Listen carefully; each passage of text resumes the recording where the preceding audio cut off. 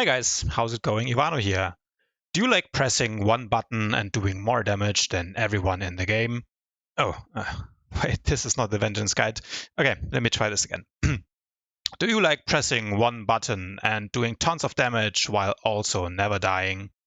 Do you enjoy guarding eagles, sage healers, while also completely destroying the enemy's DPS will to live?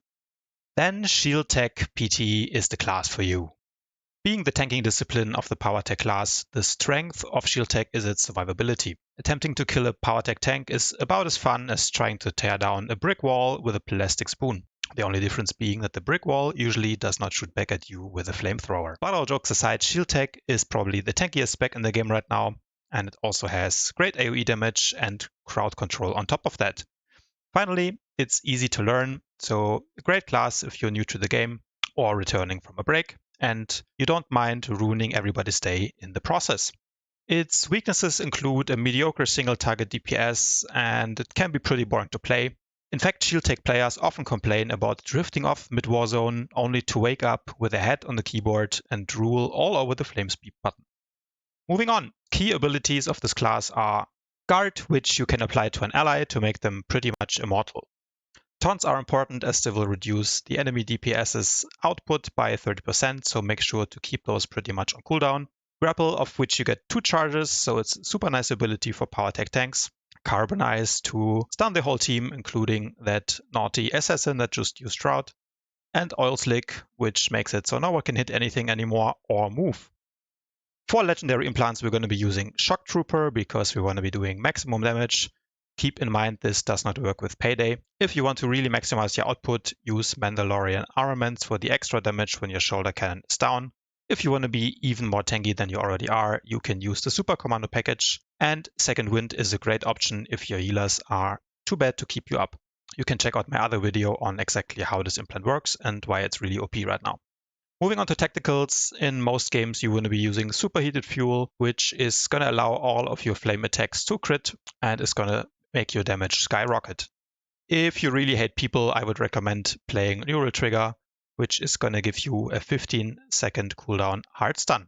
Moving on to gear, we are going to be using a full Skank Tank setup. That means, of course, we're going to be running a set of full DPS gear.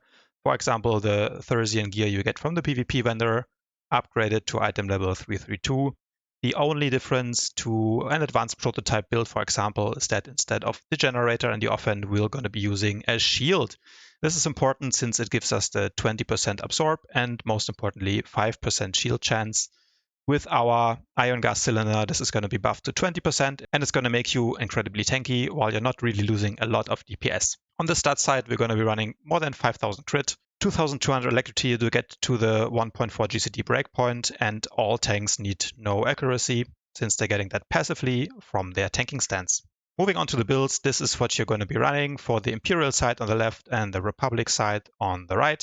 This is good pretty much for everything, whether you're doing war zones or arenas, solo play, or playing in the pre-made. A couple of comments, heavy flamethrower, I don't really recommend it since it can be hard to hit and people might just walk out of it.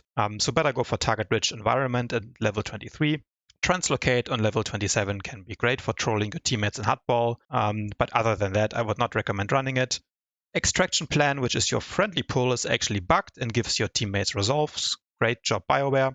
And then Payday, the level 39 right option, is a little bit better for single target. You can use it in combination with Neural Trigger, but keep in mind then not to run Shock Trooper because this implant does not work with it. For general play and more AoE damage, I would recommend just going the left option on level 39 though. At level 64, suppressive tools can be a nice option, but for maximum damage, I would go with reflective armor. At level 73, usually you want to take your Colto Breaker.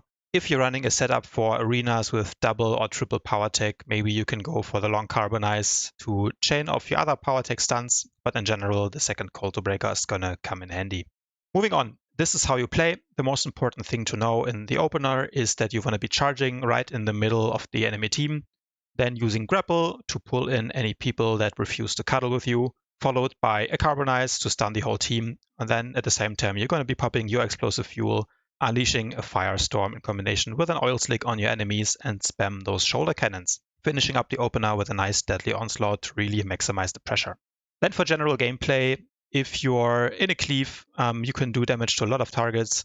Just make sure that whenever your Heat Blast is ready, use it on cooldown. You can use Firestorm whenever it's up. Try to make sure to at least hit 2 targets here to maximize the efficiency. Deadly Onslaught is the next most important AoE skill, and once all of those are on cooldown or not available, you just will be spamming Flame Sweep for days. Flame Sweep is really nice because not only does it put a 5% damage debuff on the enemy targets, it will also give them a heal debuff, meaning you have an easier time killing them.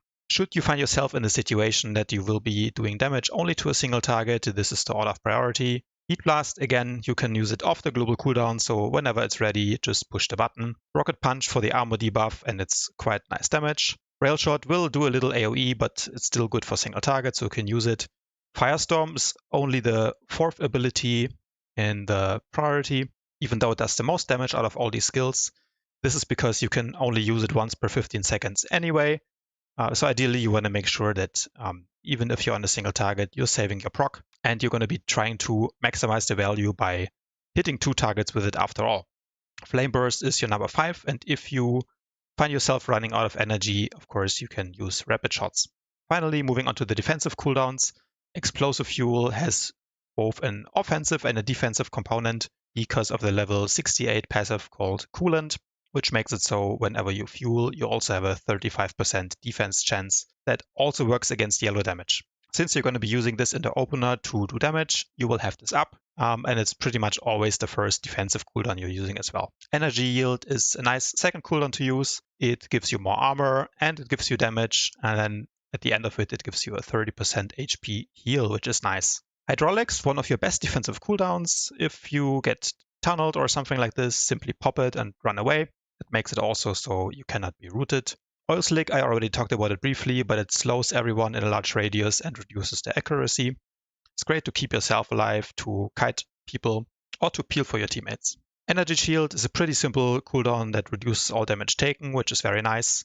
And then finally, you have Cold to Overload. Like all PowerTechs, this will heal you up to 35%, but only on Shield Tech. It will also give you a small heal above 35% and would be typically the last defensive cooldown you use. Of course, always make sure to use your med packs and adrenals as you see fit. Congratulations! Now you know the basics of how to play Shield Tank and how to ruin everyone's fun in PvP. Also, make sure to tune in tomorrow where I'll have a couple of gameplay clips as well as some advanced tips and tricks for how to play tank in PvP and really maximize the class. That's it for today. If you enjoyed it, please feel free to leave a like and subscribe to the channel, and I'll see you guys tomorrow.